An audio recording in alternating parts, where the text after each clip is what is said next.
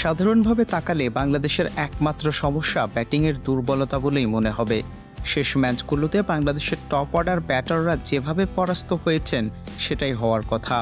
তবে বাংলাদেশ দলের সাবেক কোচ সারওয়ার ইমরান দেখেন ভিন্ন সমস্যা। পাশাপাশি তিনি প্রশ্ন তুলেছেন দলে এত বিদেশি কোচের কাজ নিয়েও। সেই প্রশ্ন অনেকটা যায় তাদের যোগ্যতা নিয়েও। জানি না এত বিদেশি কোচ রেখে কি হচ্ছে আমাদের। ব্যাটিং আর ফিল্ডিংয়ের তো একদমই যাচ্ছে তাই অবস্থা। বিশেষ করে টপ অর্ডারে কেউ রান করতে পারছে না। ফিল্ডিং ব্যাকআপও খুব খারাপ। ফিল্ডাররা দুটি ক্যাচ উঠলে একটি ফেলে দিচ্ছে। চপলতা ক্ষিপ্রতাও চোখে পড়ছে না। ব্যাটিং দুর্বলতার পাশাপাশি বোলিংয়ে বিশেষ করে পেস বোলিং নিয়েও অসন্তোষ কোচ ইমরানের। পেস বোলারদের নিয়ে যতটা উচ্চবাচ্য করা হয় ততটা উন্নতি হয়নি বলেই মত তার।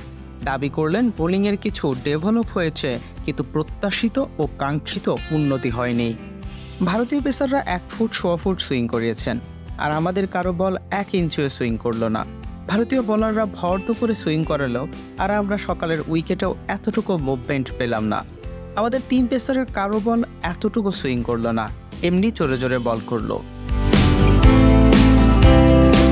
ভারতের বিপক্ষে প্রস্তুতি ম্যাচে টপ অর্ডার ব্যাটারদের অ্যাপ্রোচ দেখে ভীষণ চটেছেন ইমরান।